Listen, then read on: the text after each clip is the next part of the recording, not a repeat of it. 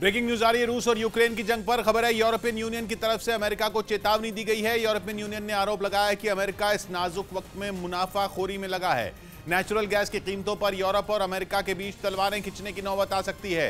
पहले ही महंगी गैस की वजह से यूरोप के देशों की हालत खराब है, लेकिन अब यूरोपियन यूनियन की तरफ से आया बयान साफ करने वाला है कि यूरोप के सब्र का बांध टूट गया है और इसीलिए उन्होंने अमेरिका से इस मामले में जल्द कोई फैसला लेने को कहा है।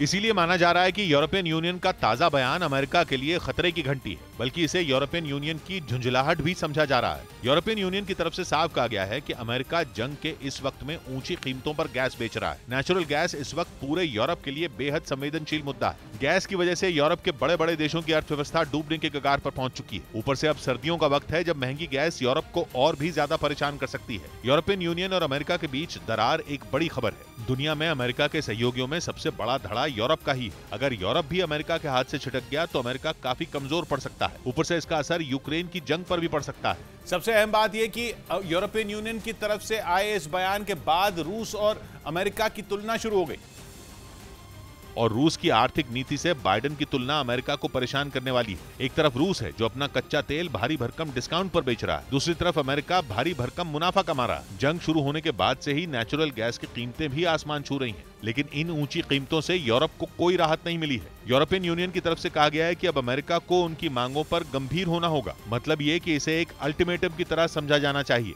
यूक्रेन में चल रही जंग के नजरिए से भी यूरोपियन यूनियन इस वक्त बेहद अहम है। यूरोप के देशों के जरिए ही बाइडेन यूक्रेन तक मदद पहुंचा रहे हैं। अगर यूरोप के देशों का साथ छिन गया तो रूस के सामने यूक्रेन को घुटने टेकने तक की नौबत आ सकती है। खबर है कि वैज्ञानिकों ने दुनिया के सबसे पुराने वायरस को फिर जिंदा कर दिया, जिसमें लोगों की टेंशन बढ़ गई।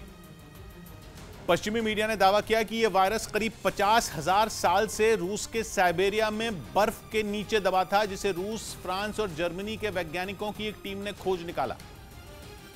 और इसकी जांच के बाद पता चला कि वो अब तक न सिर्फ जिंदा है बल्कि दूसरे जिंदा जीवों को संक्रमित करने की भी क्षमता रखता है, क्योंकि दावा किया गया कि लैब के अंदर इस वायरस ने एक सेल वाले जीव अमीबा को संक्रमित कर दिया, जबकि ये वायरस 48,500 साल से साइबेरिया में बर्फ के नीचे दबा था। इसीलिए वैज्ञानिक इसे दुनिया के लिए बड़ा खतरा मान रहे हैं।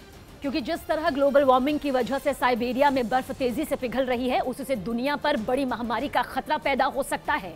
और आशंका यह है कि ऐसा होने पर वहां बर्फ में दबे कई और खतरनाक वायरस एक बार फिर जिंदा हो सकते हैं। इसीलिए वैज्ञानिक पहले ही इन्हें ढूंढकर उन पर रिसर्च कर लेना चाहते हैं, ताकि उनके संक्रमण से बचने का तरीका खोजा जा सके। नेटो देश लातविया ने रूस और बेलारूस के साथ लगने वाली अपनी सीमा के पास बने पुलों को तोड़ना शुरू कर दिया, क्योंकि रूस पहले ही बोल चुका है कि यूक्रेन में आधुनिक हथियारों की सप्लाई उसके और नेटो के बीच सीधी जंग की वजह बन सकती है। और जिस तरह पिछले दिनों पोलैंड की जमीन पर मिसाइल फटी, उससे लातविया खौफ में आ गया, क्योंकि वो जंग के पहले दिन से यूक्रेन के साथ खड़ा है। ऐसे में उसे डर है कि यूक्रेन में कई मोर्चों पर हार से बौखलाए पुतिन किसी भी वक्त उस पर हमला बोल सकते हैं। और लातविया की सबसे बड़ी परेशानी यह है कि उस पर हमला एक तरफ से नहीं बल्कि दो तरफ से हो सकता है, क्योंकि वो पूर्व में रूस के साथ सीमा साझा करता है, जबकि दक्षिण में उसकी सीमा रूस के जिगरी दोस्त बेलारूस से लगती है। इसीलिए उसने इन दोनों देशों से लगी सीमा पर बने पुलों को तोड़ना शुरू कर दिया, जिसका एक वीडियो भी सामने आया, जिसमें कुछ लोग खुदाई में इस्तेमाल होने वाली मशीन की मदद से एक पुल को तोड़ते दिखाई दिए।